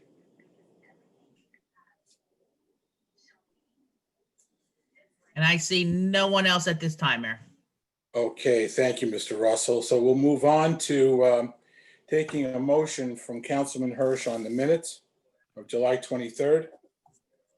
Yes, to the Honorable Mayor Tagliarini, the distinguished Deputy Mayor Martucci, and my fellow council members, I'd like to make a motion to accept the minutes from workshop and regular meeting of July 23rd, the year 2020. Second. Councilman Cannon, Yes. Councilman Hirsch, Yes. Councilwoman Kelly, Yes. Councilwoman Montone, Yes. Councilman Swindell. Muted, Robert. Okay. Deputy Mayor Martucci, Yes, for me and Mayor Robert. Tagliarini. Yes, for all of us, right? Yeah. Very good. Thank you, Councilman. Number 7, Angela would like to talk about the 2020 best practices inventory, which we heard a little bit tonight when we talked about the shared service on the court. So Angela, would you like to tell us what a great job we've done again in protecting our state funding? I would love to tell you what a great job we do all the time. You do. Thankfully, after so many years of doing a best practices inventory list, I think we have all gotten accustomed to the things that we should be doing and perhaps were not doing 5, 6, 7 years ago. So as the best practices list changed our challenges, we incorporated whatever we could into the new best practices list. Thankfully, at this point in time, there are numerous questions that I can routinely go through and say, yep, did that, yep, did that, yep, did that. They've changed, every year they change the rating schedule as far as it's concerned. And in many prior years, we were fighting for that last yes in some way or another. We easily surpassed it this time. So we have no problems with getting any of our state aid cut. So we're constantly improving. All the time. Thank you. And I can't keep a straight face on this, but I'm looking for this. You had one very interesting answer. Oh, I meant to take that out. Well, you didn't. I didn't. Yes, I know which one you're talking about. Yes, yes, yes. I'll take that out before I submit it. Wow. Okay. You broke. Yeah. Okay. So let's take that. That ha ha ha ha ha. Oh, well. Yes, that would be great. But we all really appreciated that. It was well done. Thank you, Angela, very much. Perhaps you can take note of that for future agreements in any pilots that we should be included in it. There you go. There you go, right? Very well done. Thank you. And I'm glad to see how well we're doing and maintaining our state funding. So very good. Members of council, does anybody have any questions on the best practices at all before we move on? No. No, Brian? No, right? Okay. No, I just, nobody has any comments. I just want to thank Angela for heading up the best practices. It's not an easy survey to do every year. The state always likes to throw in curveballs and make you really think and make sure everything's in place. So, it was great to have Angela be able to handle that and then to talk through it and explain to me some of the things that were on here, that because every town is different with their best practices. So I And appreciate thank it. you very much for reading it. Oh, it was enjoyable read. Thank you. It was very good. Very, very good. The next item we have is all new business. It's a consent agenda. And I'm going to ask Councilman Cannon to move this one. Yes, Mayor and fellow council members, I'd like to make a motion to adopt the consent agenda, which consists of resolutions 2020-122 through 2020-130. Second, Councilman Cannon, Yes. Councilman Hirsch, yes. Councilwoman Kelly, Yes. Councilwoman Montone, Yes. Councilman Swindell, Deputy Mayor Martucci, Yes. Mayor Taglerini. Yes, thank you very much. Let's move Mayor, on. I'm sorry. Yes, sir. I lied before. I do have one question. Go ahead. So the animal control agreement. So I'm not sure Brian might not even be aware of this. So I wanted to one, fill him in. Two, just ask. I know that this was our residents were not getting the service that we expected from the prior company. And so we switched over to the ASPCA and we're renewing that agreement, and we just did. And I just wanted to get some feedback on how that's going, because there's not really anyone else left to do it.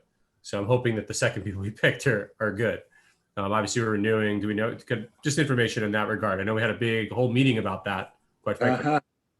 Okay, I'm smiling because I'm going to reach out to Karen in a moment also. And I can tell you that the number of calls, Councilman, have decreased drastically, almost to the point now where we're getting positive calls by saying how much the SPCA has helped. But another good indicator would be our clerk, who gets a lot of those calls too. So maybe Karen, you'd like to add some comments. It's amazing the amount of positive feedback we received from the SPCA. They're from one phone call to them and they're here. They're amazing. And the residents like the trap, neuter, and release program. If we have any problems, they come out and they deal with them. They calm the residents down. We have had not one complaint. It has been an amazing year. Well, I'm sure the mayor appreciates that from where we came from. So Yes, and you're absolutely correct, Councilman. And that's great. I'm glad to hear that. I know we Yes. have these meetings, things happen, they go down the road. I just saw that. I'm sorry to interrupt, but I wanted to make sure that was going okay. Oh, it's a good point, and it should be highlighted. Another Yeah. nice part too is that their fees don't increase. They haven't increased at all. That's very, very good. So, all right, if there's no other questions or comments on what we just acted on, this will bring us up to number 9, which would be the hearing of the citizens' correspondence petitions, new business. So if Brian sees anybody who would like to make a comment here, he'll let us know. Mr. Perry, go right ahead. Thank you, Mr. Russell. I did not want to disappoint the council this evening since I was at the meeting 2 weeks ago. My questions, I'm first going to put them under the heading of old business. The first is 171 Church Street. And my question is whether or not the Aberdeen Township is still pursuing an interest in purchasing that property. Absolutely is the answer. And we've had committee meetings with our attorneys. We have instructed our attorneys with some ideas how to advance. And the best answer I can give you, Mr. Perry, is we're very interested and wheels are in motion. Okay. And can I follow up on that, Mayor? Please. So one piece of public information that we can give is what we learned about the zoning of the property, because it's public information. So actually the larger portion of that property is already zoned in the conservation recreation zone, which one, presents a significant barrier to the current owner of the property to develop it, and two, obviously speaks to the public purpose that we're talking about. So there's 6 acres there, and about five of it is already in the conservation recreation zone, which was great news. That was the best thing to come out of our committee meeting. So we should mention that, and it's public, so it's not like it's negotiations we can't talk about, obviously. So, Mr. Kane, if I understand you correctly, then that the 5 acres out of the 6 are not available for development. No, not there. They are zoned as conservation recreation, meaning that the zoning plan of the town says the highest and best use of that property is as recreation space, not it being built upon. Because that doesn't necessarily mean doesn't have deed restrictions, encumbrances, anything like that. But the notion was, if, like, let's say that was zoned R50, well, then the town would have to pay a lot more for that property, obviously, than if it's not zoned for that purpose, and the developer would face substantial hurdles before our zoning board to develop it. So that was a big piece of good news. And I'm confident, and I think this is probably okay to say, that I don't think, in light of that piece of information, I do not believe that asking price that developer is asking is reasonable. Based upon what you told me, I agree with you that's not reasonable. And aside from that, I don't think it's reasonable given the fact that he only paid $140,000 for it. Who are the committee members, Mr. Mayor, that you referenced? Myself, Councilman Cannon, and Councilwoman Montone. Thank you. And it also should be noted, I guess we can say this too, to let you know we're doing some homework on this. We wouldn't do anything without getting the state involved with an LOI for a true investigation of the property, but we would need the permission from the current landowner, and I don't think we're going to get that. So I think, Mr. Perry, you can see that we're very interested in getting this at a fair, reasonable price, and it's really useless to him, but I thank you for the question on 171. Ready? Moving on to further old business. This morning on my way to work, I noticed that the CVS sign is still not addressed as far as being painted. So unless it was painted after 6:30 this morning when I left for work, can we get an update on that as to why that has not been addressed yet? I will check with code enforcement in the morning and have to get back to you. They were summoned on that issue. They do have the time to rectify it. I have to check the date again and see what that falls under. Thank you, Mr. Russell. I also asked maybe a meeting or two ago on whether or not we knew what the water bond debt service we were paying. And I understood there was going to be a response pending. Do we know that yet? Perhaps I did not get that full understanding of what you needed. I thought I sent something over, but you're looking for specifically what? There was, and I don't have the documents before me right now, Angela, but there was an ordinance that consolidated all our water bond ordinance bonds into one single bond. And then most recently, the council passed another bond. And my question was what's the total debt service for paying on all these water bonds? Okay, I'll put that together for you tomorrow or Monday, over the weekend. Tomorrow's Friday, Angela. I don't want you working on the weekend. I don't want you working on Friday. Just but I do. But you okay, you don't want me working on Friday. That's good. No. Check with Brian. All those in favor? Yeah. See, the issue with the bond ordinance is that we do not necessarily go out and borrow the moment that we put a bond ordinance on. A bond ordinance is simply an authorization to spend the money. We normally, I wouldn't even say normally, but we try to, as close as possible, estimate what the expense is going to be in order to do a certain project. At some point, when the project is at least 75 to 90% completed, is when we evaluate the project, decide whether we can cancel some of what we authorized because it was higher than what we expected. And then at that point is when we begin to borrow. Why is everyone laughing? Am I like, I'm not laughing. I think okay, I'm No. looking at a screen and I see a bunch of laughter. I'm thinking everyone's laughing at me. Who's on that screen? No, Angela, I appreciate that explanation. I think that probably goes more to the most recent bond that the council approved and passed. With respect to the consolidated bond, if my memory serves me correctly, I think that was back in, I don't know, 2018 or before. So certainly. There were some bonds that were refunded by the Municipal County Improvement Authority, only because they had obtained a better rate as far as financing was concerned. The top of my memory, I don't recall, but I'll take a look at it for you and give you an estimate of the bond debt service. Is that's what you're looking for? It is, thank you. With respect to the water bonds. Perfect, because Mr. Perry, if I could just do the budget. when we talked about that last time, I think when we reached out to Angela the next day, we were talking the general bonds, not the water bonds. That's probably why we didn't get give you that answer. No worries. I was just All right. checking my emails now, going back and forth. I think we just talked general bonds, not water bonds. Okay, so I'm just And I'm looking. getting ready to do the budget as far as all the debt service is concerned. So I know that's my Achilles heel, and I will get on it this weekend. If the Giants win.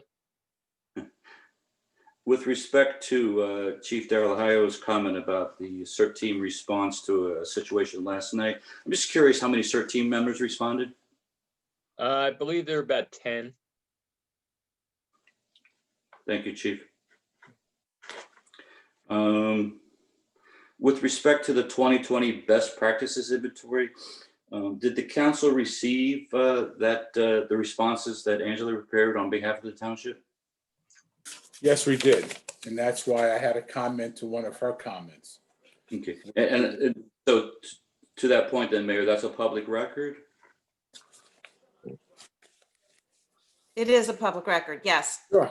So is that available to the public, or does the public have to go undergo the exercise? and If make you would like it, Tom, I could send it over to you. Yeah, why don't we just do that, please? I'm sorry, Mayor, I cut you off. No. I was just telling Karen to please get that for you. Thank you, Karen. Thank you, Mayor. Okay. You're welcome, And sir. lastly, to the comments that Mr. Cannon made concerning the retirement flag ceremony, I'm encouraged by that. It truly is a humbling experience. I did it for many years, both in my military experience and later with my son's scout troop, unfortunately out of the Hazlet area. But I encourage the council to explore making that a community event and to teach our citizens, and particularly our younger residents, to respect our flag. Thank you, Mayor. Mr. Perry, well said. Thank you. And that's my impression, that they would like to have a community event every year. And we do that with open arms. So yes, thank you so much for that comment. Anyone else? Well, Mr. Perry, I'm sorry, I didn't mean to cut you off. If there was anything else. Oh, I could go on all evening if you'd like, Mayor, but I'm looking at Karen and she's shaking her head no. So I thank you for the time tonight. You're very welcome, sir. Mr. Russell, anybody else waving? Yeah, Mr. Sinclair, you had a reaction up. Yes, still? Go ahead, sir. Just unmute on your side. Unmute. You got it. Yes, I'd like to follow up with Chief Darhilo's report. I've been tracking the caseload in Aberdeen and neighboring communities over the last few months, and I'm very concerned about the sharp uptick in the last 2 weeks. I mean, we have had 62 new cases in Aberdeen in the last 2-week period. Of those, 22 since the 1st of November. And my question, insofar as it can be answered, because I recognize that there is a lot of privacy associated with this subject. Is there any indication through contact tracing that we have had a significant super spreading event, or is there a common theme or locus to that might have an impact on public safety?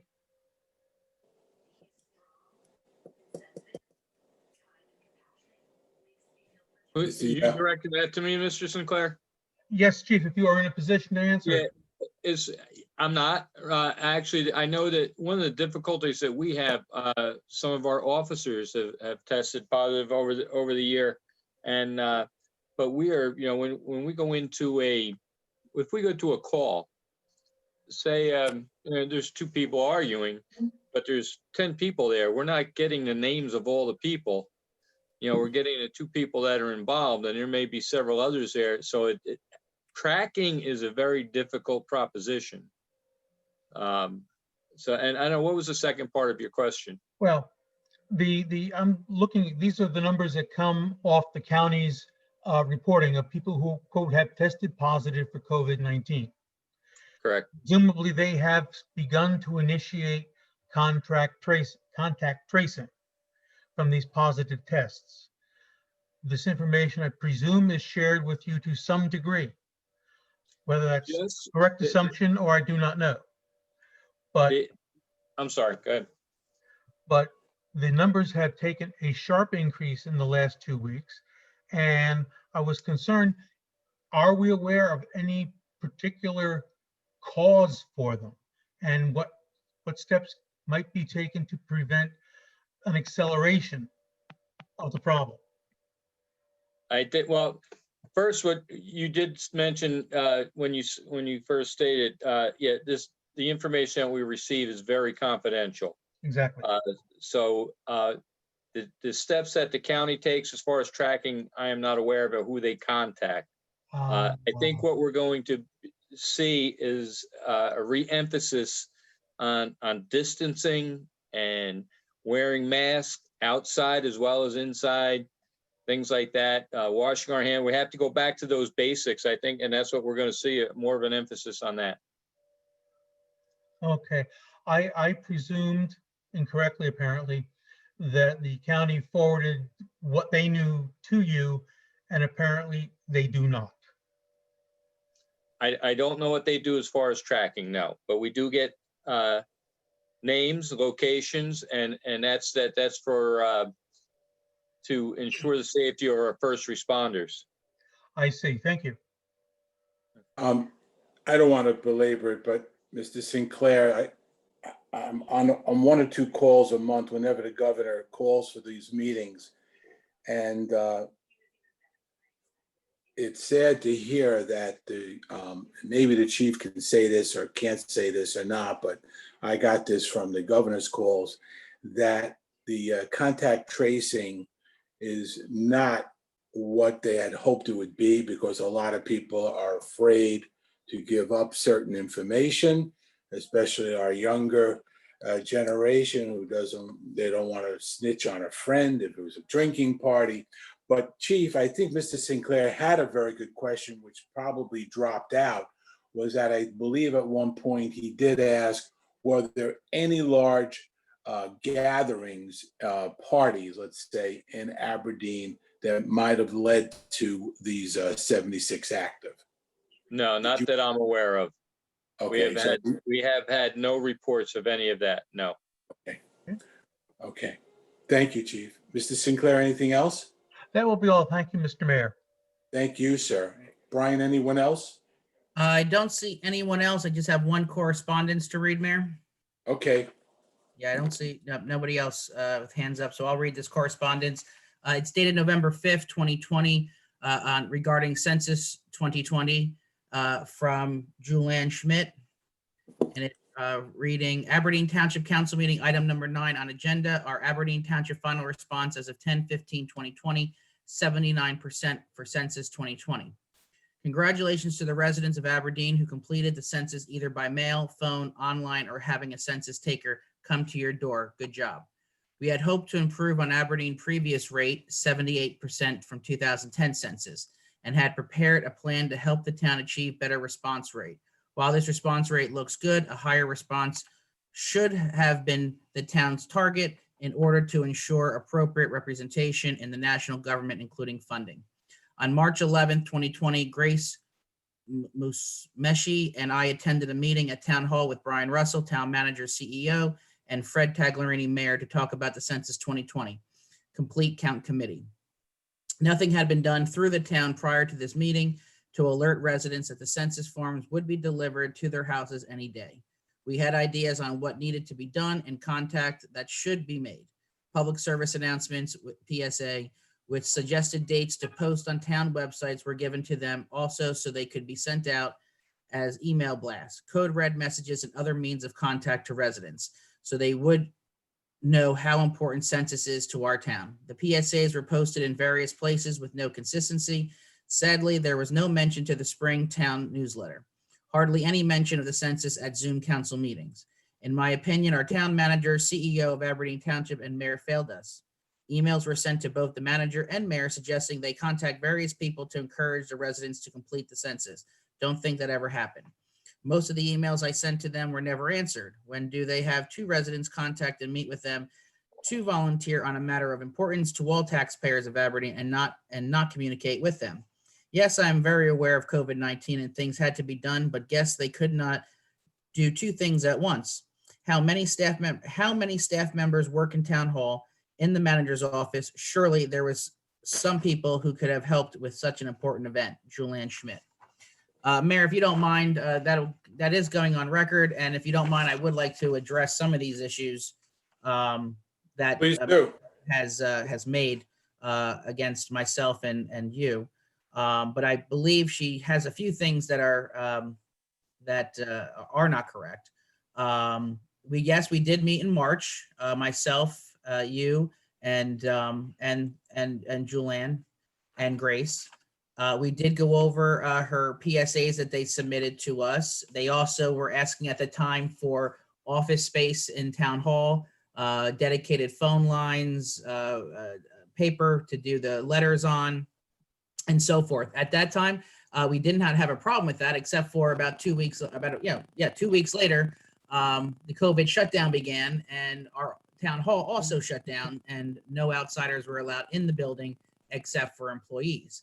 And that was communicated to Julianne, so they understood that. What did for them was the letters that she wanted to send out to many of the stakeholders, which is many of our religious leaders in town and others. We did do the letter for them on letterhead in Town Hall with my staff. And actually a lot of it was done by our PIO, Brittany, who was handling getting those copies done.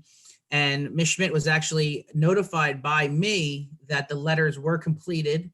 And at one point she was going to do them from her house, the folding and the stuffing after we had the letters completed. But she did return a message to me that she would not do that at that time due to COVID, because she didn't know, who was handling the paper and everything. And at that time there was comments that possibly COVID could get on paper and cardboard and plastic. So she asked us to do it instead, which of course that was handled directly by the PIO, again, sending out all of these letters and getting them done. So, hearing some of these things saying that we weren't ready to help, we did. And then we took on the brunt of everything after what she was asking for due to COVID, as she did not want to get infected by having someone come to the house and drop anything off. Brian, Yes. I'm sorry to interrupt you. You're relatively new to Aberdeen, right? Yes, only 9 months. Is this the first time that you've ever worked with Ms. Schmidt? On this, yes. Yeah. And other communications, I hate to say, she does not always feel that she likes some of our programs. Brian, I'll put this right on the public record. One, the reason I don't answer Ms. Schmidt's emails, you could have made her the manager of the town and turned the whole town into a census bureau, and she still would have been unhappy. That's been my experience for 12 years. Welcome to Aberdeen. I'm sorry you had to go through that. And Mayor, like I always tell you, no good deed goes unpunished. And I apologize to our staff, by the way, for having to go through this every single time we asked Ms. Schmidt to volunteer. So I- I'm sorry. Thank you for obliging us yet again. And Brian, fool me once, fool me twice, but that's once.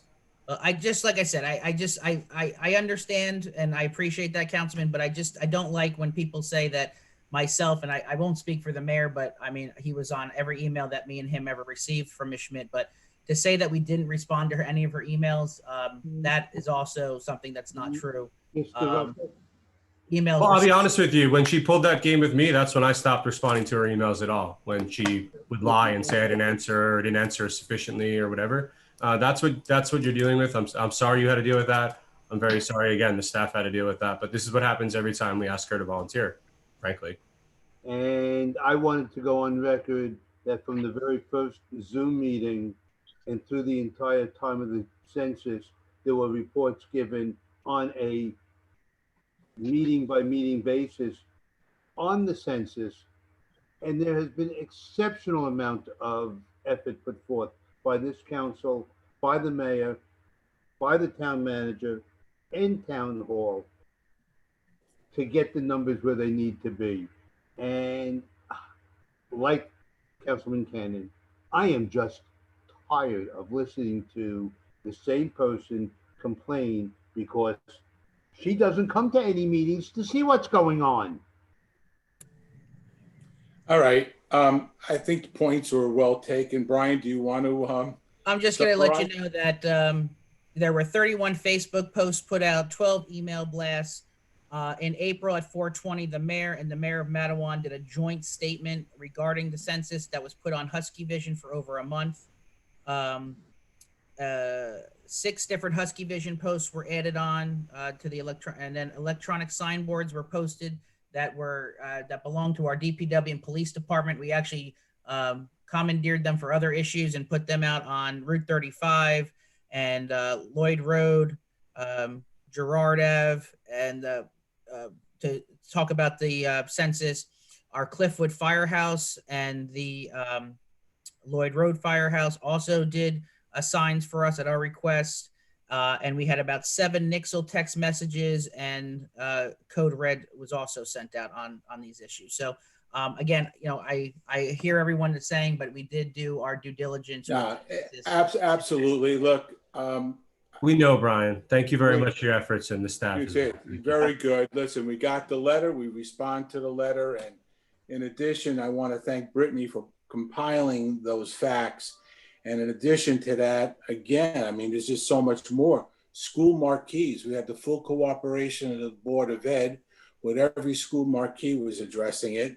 I already had mentioned that Councilman Hirsch, every single meeting he and I discussed the census, and he put up notices, and a brand new business who is not even open yet took his marquee on Route 34, and he called me up and said, "What can I do to help before I open?"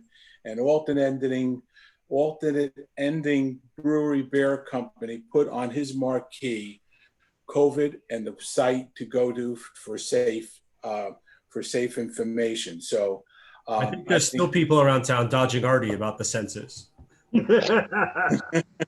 So well taken, everyone. And look, we got communication. We answer the communication, and enough said on that. So with that, we are Mayor, ready. Mayor, I have 2 other people that have their hands raised. Oh, wonderful! Go right ahead. I had Kathleen Cannon. She had a reaction up. I don't know if she still wants to.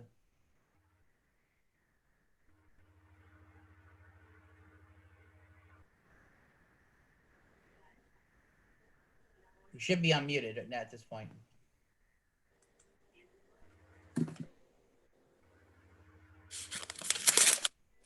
I don't think so. No. She's unmuted.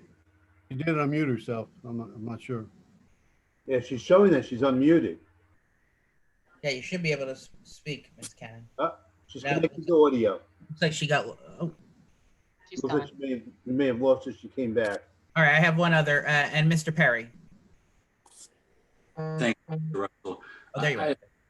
I truly, I have to tell you that I am dismayed that the council would take a seemingly private communication between a resident and have comments that, whether you agree with the position written in the letter that Mr. Russell read or not, disparage that person's character and defame that person in a public forum. And I would just encourage the council not to do this in the future. I can't even believe in all my years, both as a member, as a council and a resident, that this would be allowed to happen at a public meeting. Well, Brian, how'd that get on the agenda? Yes, Ms. Schmidt sent it to myself and the clerk and asked to have it read during the public comment portion of the meeting. But didn't come to have a dialogue with us, just wanted it read in, right? Yes. Right, okay. I'm sorry, is that actually an agenda item, Greg? I didn't see that. No, it's on Public comment. She asked to be read in public comment and didn't show up to rip all of us that we didn't help her after we literally turned the town over to help her. And that's we do that every time she volunteers. And, you know, whether you think that's right or wrong. I don't want to go to that rabbit That's hole, true. what she's done in the past. My question is where is that on the public agenda? It was a request from her to have it read at agenda item number 9. It was through the clerk's office. Mr. Perry, it's not on the agenda. It was a comment. Public. Right, so I mean, my comments are still the same. I'm really just Okay. reading the letter, that's fine, but I guess in Mr. Russell's defense, you know, he could respond to that. So I will track my comments. I just don't think that we needed to go down that rabbit hole. And I just truly hope that the council doesn't, you know, continue in this type of pattern. With respect to volunteers and their, you know, if they disagree with positions taken by the council or the township, but I do, if that's what the request that she made, then truly Mr. Russell had the opportunity and the right to respond to the comments contained in that letter. So with that said, I appreciate you guys listening to me. Thank you, sir. Brian, do we see anybody else? I have nobody else, Mayor. Oh, hold on. Actually, let me just. Yeah, we'll check. Let's take a few seconds to check it I out. didn't scroll over down. No, I do have nobody else at this time. Okay, so what I'd like very much to do is have our attorney read us the executive session resolution for the council to go into executive session.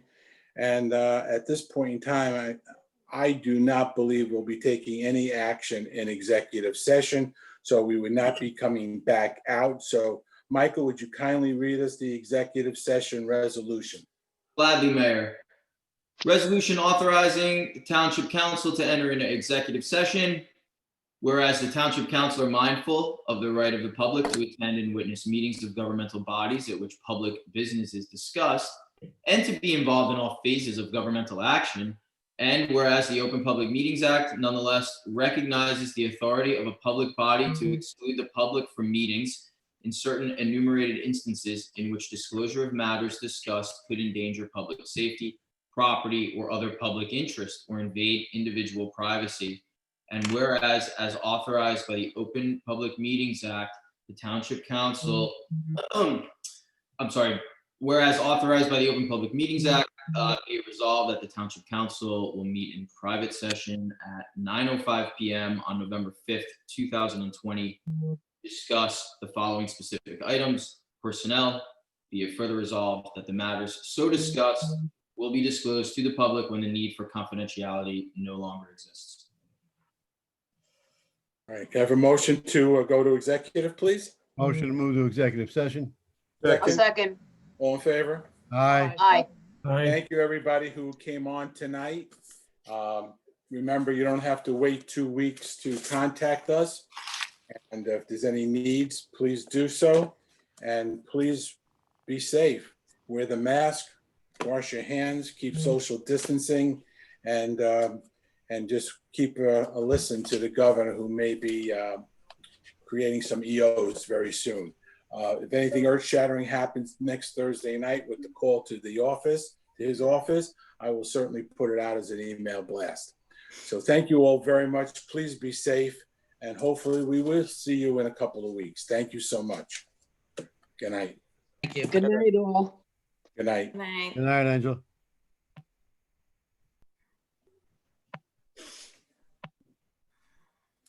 Thanks, Brittany, for the text message. Oh, no problem. Yeah, thank you. Thank you for giving me the opportunity to put it all together. Yeah, I don't think you did enough. I don't know. We'll talk about it. All right. Have a All good right. night, everyone. Enjoy. Thank you. Yeah, Thank you you. stay safe, okay? Thank you, Britt. Thanks. Good night, Brett. Are we, Bye, Brett. are we okay? Are we, Not yet. All right.